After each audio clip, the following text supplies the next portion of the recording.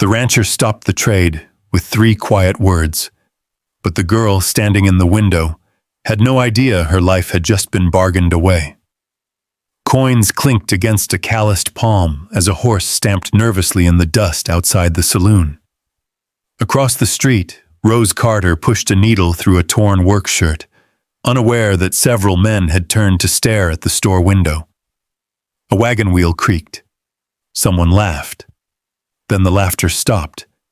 By the time she looked up, a stranger in a black hat was already reaching for his wallet, and every face on the street seemed to be watching.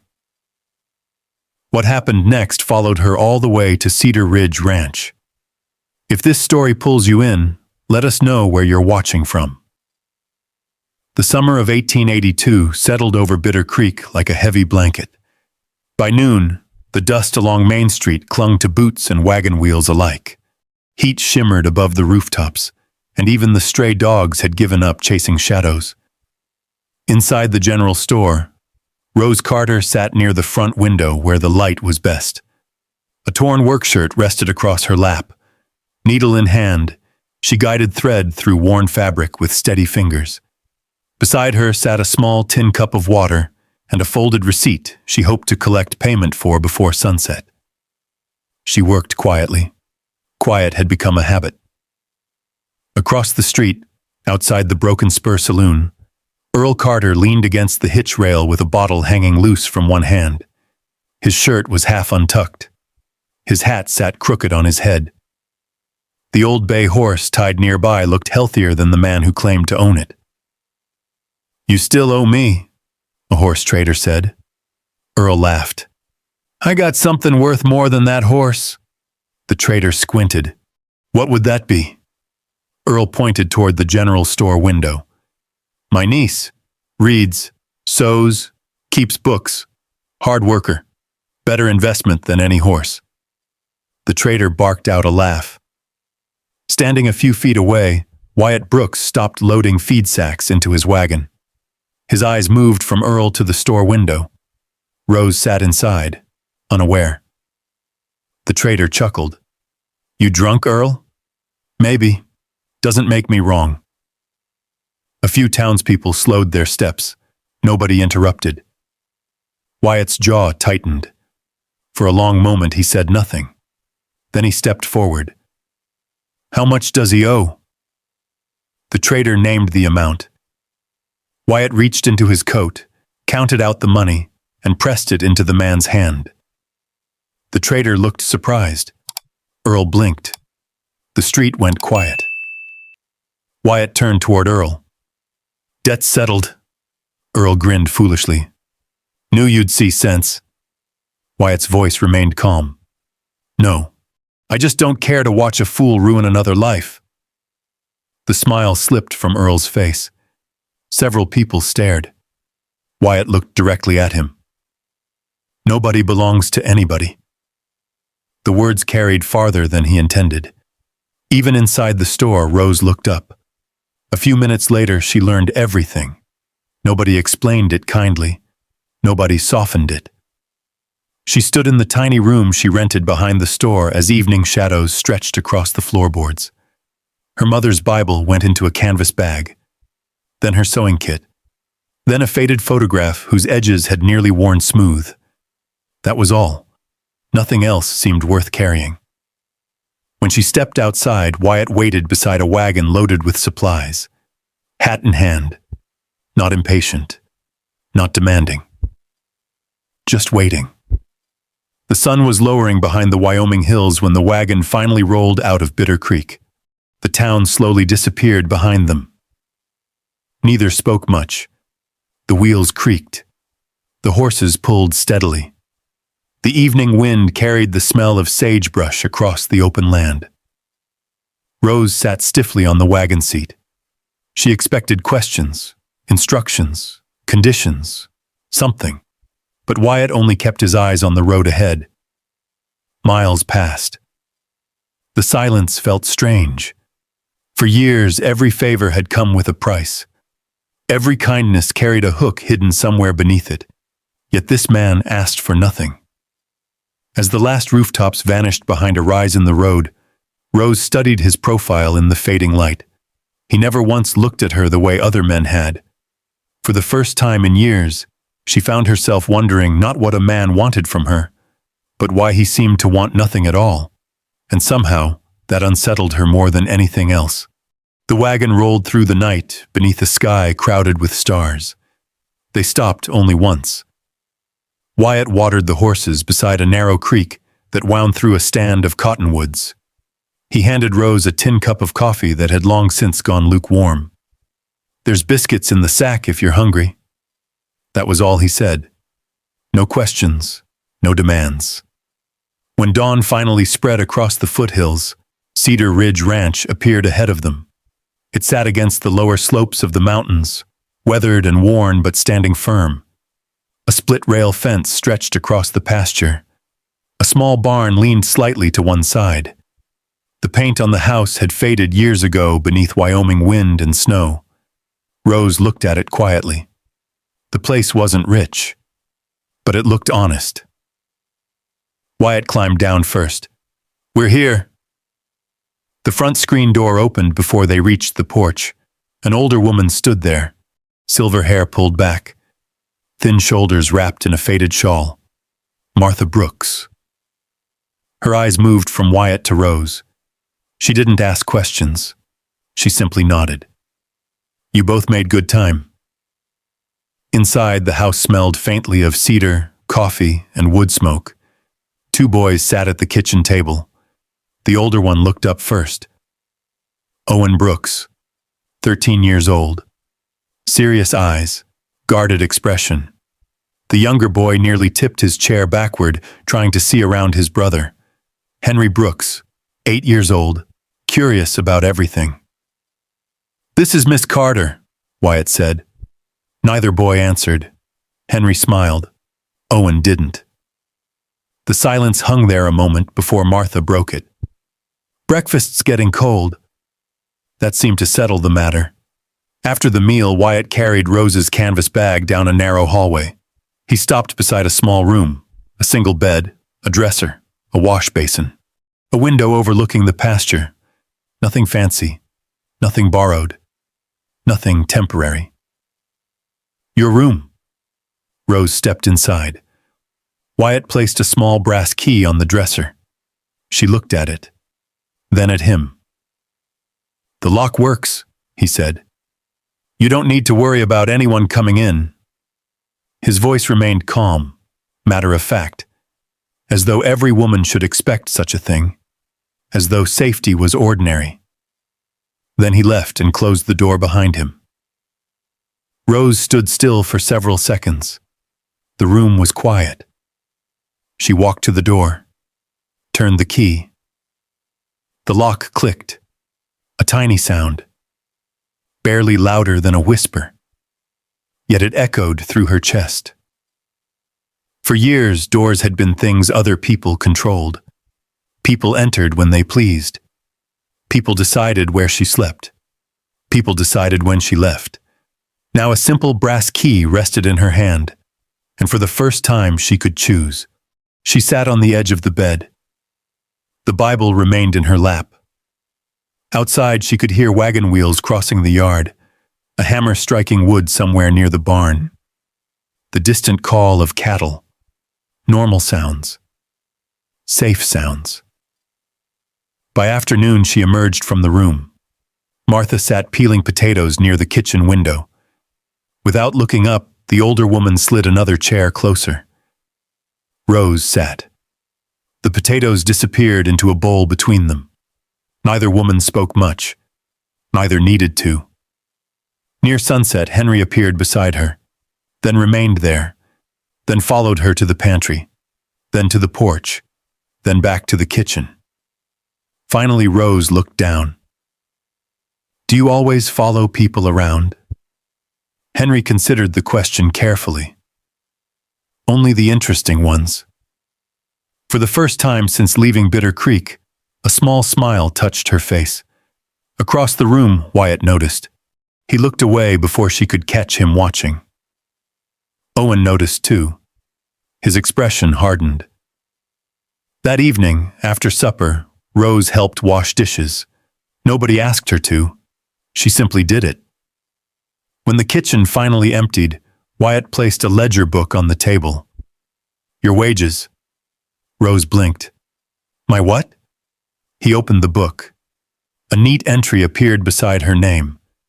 Board, meals, work, payment, recorded in ink, official, clear. She stared at it. Most people expected labor.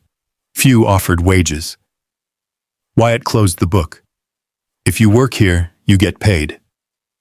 Nothing more. No speech. No praise, just fairness. Later that night, while carrying folded feed invoices to the pantry shelf, Rose noticed something odd. The numbers didn't match. One receipt, then another, then three more. Feed deliveries, charges repeated twice, amounts slightly altered, small enough to hide, large enough to matter. She gathered the papers slowly. Outside, the wind brushed against the porch roof. Inside, the house settled into sleep. Rose looked down at the invoices once more. Someone had been cheating Wyatt Brooks. And judging by the stack of records, they'd been doing it for months. She folded the papers carefully and slid them back into place. For now, she said nothing. But she knew she would not forget. Autumn arrived quietly in the foothills. The mornings grew colder first. A thin layer of frost appeared on the pasture grass before sunrise, disappearing beneath the warmth of day. The cottonwoods along the creek turned gold, and every evening the mountains seemed a little closer beneath the clear Wyoming sky. Rose settled into the rhythm of Cedar Ridge Ranch. Before dawn, she lit the kitchen stove. Coffee simmered in a black iron pot. Biscuits baked while the rest of the house slept. She learned that Martha preferred her coffee with a little molasses. Henry liked extra jam when he could get it. Owen always left exactly one biscuit untouched on his plate. Small things. The kind that told a person who belonged where. One evening, Wyatt sat at the kitchen table with a stack of invoices spread before him. A lantern burned low beside his elbow. Rose stood nearby folding clean towels. After several minutes, she finally spoke. "May I see those?" Wyatt looked up. Without hesitation, he slid the papers across the table. Rose studied them carefully. The room grew quiet except for the ticking of the mantel clock. Finally, she pointed to a figure, then another, then a third. "These charges don't match the delivery records." Wyatt frowned. "What do you mean?" She turned several pages. The same feed was billed twice. He leaned closer. For nearly an hour, they worked through the invoices together. When they finished, Wyatt sat back slowly. The supplier had been overcharging him for months, maybe longer. The amount wasn't enough to ruin a ranch, but it was enough to keep one from ever getting ahead. A faint smile touched Wyatt's face. "You caught that?" Rose shrugged lightly. "My mother taught me numbers before she taught me sewing." For a moment, Wyatt simply looked at her, not staring, just seeing. Then he nodded. "Looks like Cedar Ridge owes you." The following week, he rode into town and settled the matter. By the time he returned, the ranch had recovered enough money to repair part of the north fence and replace several broken tools. Word traveled. It always did. People began noticing that Cedar Ridge was improving. The books balanced. The supplies lasted longer. The cattle looked healthier. And naturally, people started asking questions. Not everyone liked the answers. Calvin Reed noticed most of all. The ranch hand had worked for Wyatt for nearly 3 years. He wasn't lazy, but he disliked change. One afternoon, while loading hay beside the barn, Calvin watched Rose crossing the yard carrying a ledger. "Funny how much influence she's got around here." Another hand shrugged. "Seems she's helping." Calvin snorted. "Helping?" His voice carried farther than he intended. "Looks more like Wyatt bought himself a woman." The word spread faster than wildfire in dry grass. Within days, people repeated them in feed stores, churchyards, and barber chairs throughout Bitter Creek. Rose heard them. Wyatt heard them. Neither responded. Life continued. One cold evening, a storm rolled down from the mountains. Dark clouds swallowed the sunset. Rain hammered the ranch roof. Wind rattled shutters. Just after midnight, Henry burst into the hallway. "The creek's rising!" Lanterns flared to life. Wyatt was already pulling on his coat. Several calves had become trapped near the lower pasture. Without hesitation, Rose grabbed a rain slicker, hanging beside the door. Wyatt looked surprised. "You don't have to come. I'm already awake." That was answer enough. The ride through the storm was miserable. Rain stung their faces. Mud sucked at the horses' hooves. The creek had spilled across part of the pasture by the time they arrived. For nearly an hour, they worked side by side, guiding frightened calves, opening gates, leading animals toward higher ground. By the time they returned, both were soaked through. The storm finally broke just before dawn. Exhausted, Rose sat on the porch steps while the first pale sunlight touched the hills. Wyatt handed her a steaming tin cup of coffee. Their fingers nearly touched. Neither pulled away quickly. Neither lingered. For several seconds, they simply sat there watching the sunrise. The ranch looked different somehow. Safer. Warmer. As if they had built something together during the night. Weeks later, Wyatt passed the schoolyard while delivering supplies to town. Children played beneath the cottonwoods.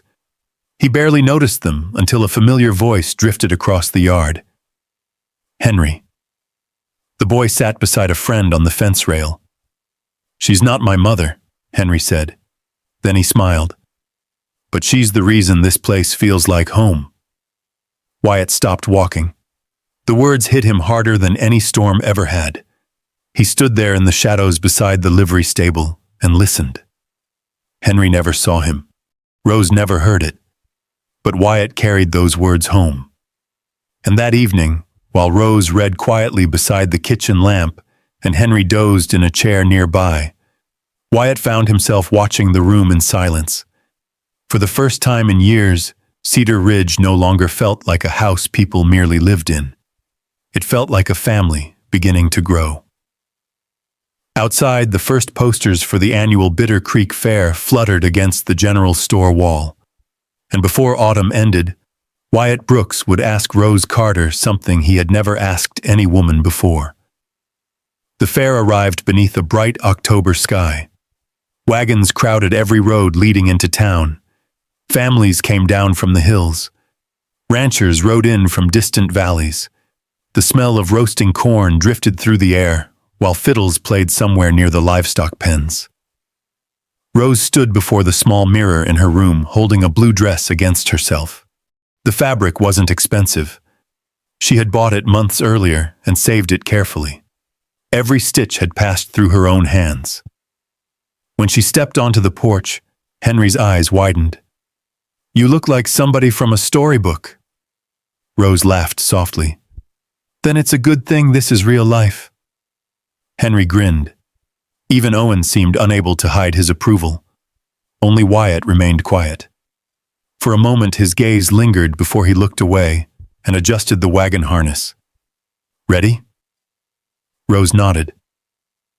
The ride into Bitter Creek felt different from the day she had left it. Then she had ridden beside a stranger. Now she rode beside someone whose habits she knew. Someone whose coffee cup always sat in the same place. Someone who checked every gate twice before bed. Someone whose silence no longer felt cold. The fairgrounds buzzed with noise. Children chased one another between booths. Farmers argued over livestock prices. Women gathered around quilt displays. For a little while, Rose almost forgot herself. Then she noticed people watching. Not openly, not rudely, but watching all the same. The whispers followed them from one end of the fairgrounds to the other. Rose kept her head high. Wyatt stayed close enough to reach her without appearing protective. The trouble came near the exhibition hall. Judith Langley stood beside several women beneath a striped awning. Her lace gloves looked untouched by work. Her smile carried no warmth. As Rose and Wyatt approached, Judith spoke loudly enough for everyone nearby to hear. "Well now." Conversation slowed. Judith tilted her head. "Looks like Wyatt finally brought the girl he paid for." Silence spread outward like ripples across water. A rancher stopped chewing tobacco. 2 merchants looked away. Someone dropped a wooden crate. Rose felt the words land before she fully understood them. The fair seemed to shrink around her. For a second she stood perfectly still. The old shame returned. The saloon, the bargain, the wagon, every pair of eyes. Judith smiled as though she had won something. Then Wyatt stepped forward. His voice never rose. That somehow made it stronger. "The woman standing beside me saved this ranch." No one moved. No one spoke. Wyatt continued. "She found mistakes in my accounts nobody else caught." His eyes remained on Judith. "She helped save calves during a flood." The crowd grew quieter. "She taught my boys things I couldn't." Rose looked at him. He never glanced her way. Every word belonged to the truth. "She cared for my mother." Several people lowered their eyes. "And she helped turn Cedar Ridge profitable again." The silence deepened. Then Wyatt asked one simple question. "And what exactly have you built, Mrs. Langley?" Judith opened her mouth. Nothing came out. The crowd waited. Still nothing. A few heads nodded. Someone quietly cleared his throat. The moment had shifted. Everyone felt it. Judith felt it most of all. She looked away first. The fair slowly returned to life. People resumed walking. Voices returned. But they sounded different now. Rose noticed several townsfolk greeting her as they passed. Not out of pity, out of respect. When the sun finally dropped behind the mountains, Wyatt and Rose rode home. The wagon wheels rolled through long shadows. Neither spoke much. The events of the day sat between them. Not heavy, just present. Back at Cedar Ridge Ranch, the porch lantern glowed softly against the darkness. Crickets hummed beyond the fence line. Martha had already gone to bed. The boys were asleep upstairs. Rose sat on the porch steps. Wyatt remained standing near the railing.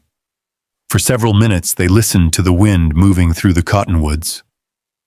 Then Wyatt spoke. "You could leave tomorrow if you wanted." Rose turned toward him. The words surprised her. Not because he said them, because he meant them. No conditions, no guilt, no expectations. Just freedom. The same freedom he had given her the day they met. "I know," she said quietly. Wyatt nodded. Neither added anything else. The silence that followed felt strangely peaceful. After a while, Wyatt removed his hat and looked toward the dark pasture. There was uncertainty in him now, a rare thing. When he finally spoke again, his voice had changed. Softer, careful. "Rose." She looked up. His hands tightened slightly around the brim of his hat, as though searching for courage. "Would you allow me to court you proper?" The words settled gently into the night air. Not marry, not possess, not promise things he had not earned. Simply court. Rose stared at him. The question itself left her speechless. Nobody had ever asked what she wanted before. Not Earl, not Bitter Creek, not life itself. For a long moment, neither moved. Then the distant sound of approaching hoofbeats broke the silence. Fast, urgent. A rider appeared at the front gate carrying a lantern. Wyatt straightened. The rider pulled his horse to a stop. Dust swirled around the animal's legs. Mr. Brooks. Wyatt stepped forward. What is it? The rider removed his hat. His face looked troubled. I came from Bitter Creek. Rose felt her stomach tighten. The man looked toward her, then back at Wyatt. Earl Carter's been asking questions. The porch seemed to grow colder. The rider swallowed. He's headed this way. The lantern flame flickered between them, and for the first time in many months, the past had found the road back to Cedar Ridge Ranch. The rider stayed only long enough to deliver the warning. By the time the sound of hoofbeats faded into the darkness, the porch felt different. Colder somehow. Rose stood with her arms folded against the evening chill. Wyatt remained beside the railing. Neither mentioned the question he had asked moments earlier, the one that still hung unfinished between them. Inside the house, a floorboard creaked upstairs, Henry turning over in bed, life continuing. The next morning arrived bright and clear. Frost silvered the pasture grass. Rose carried a bucket of feed toward the chicken coop while trying not to think about Earl Carter. It didn't work. Every familiar task seemed to carry an old memory behind it. A bottle slamming onto a table. Coins disappearing into a gambler's hand. Promises broken before sunset. Martha noticed before anyone else. Late that afternoon, she found Rose mending a torn coat near the kitchen stove. You don't owe him anything. Rose's needle paused. Martha continued peeling apples. He may believe otherwise. That doesn't make it true. Neither woman said another word, but the silence felt comforting. 3 days later, Earl arrived. The sound of his horse reached the ranch before noon.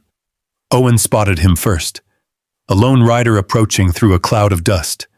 By the time the horse reached the front gate, Wyatt was already outside. Rose stepped onto the porch. For a moment, she barely recognized the man. Earl looked older, smaller. The whiskey had taken pieces of him. His coat hung loose.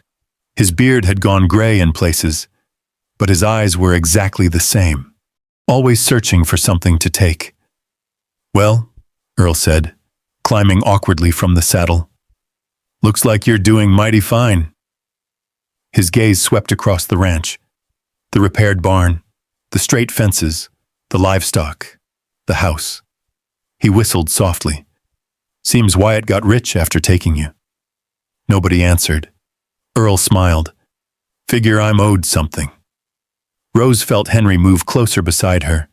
His small hand slipped into hers.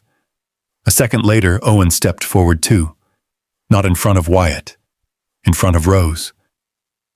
The gesture was small, yet it changed everything. Earl noticed. His smile faded. I raised you. No, Rose said quietly. You didn't. The wind moved across the pasture. Somewhere near the barn, a gate rattled. Earl shifted uncomfortably. I gave you a place to stay. You gave me a roof. Rose stepped off the porch, slowly, calmly. She crossed the yard until only a few feet separated them. Then she reached into her apron pocket. A small leather pouch appeared in her hand. Coins clinked softly inside. Earl frowned. Rose placed the pouch into his palm. Exactly the amount Wyatt had paid to settle the debt. Not 1 cent more. Not 1 cent less. The old man's fingers tightened around it. What is this? You traded me because you thought I had no value. Her voice never rose. The words didn't need help. Now we're even. For a long moment, nobody moved. The ranch stood silent around them. Even Earl seemed unable to find an answer. His eyes drifted toward the house, toward Martha, toward the boys, toward Wyatt. Then finally back to Rose. And for the first time, he seemed to understand what had happened. Not what he had gained, what he had lost. Without another word, he climbed back into the saddle. The horse turned. The rider disappeared down the same road, that had once carried Rose away from Bitter Creek. This time she didn't watch him leave. She simply turned back toward home. Weeks passed. Winter settled across the foothills.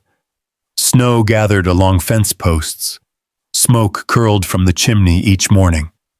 Life found its rhythm again. One evening, Wyatt met Rose on the porch as sunset painted the mountains gold. The cold air carried the scent of pine and wood smoke. For a moment they stood together, watching the last light fade. Then Wyatt cleared his throat. There was a trace of nervousness she had never heard before. "Rose." She smiled slightly. "Yes?" His eyes met hers.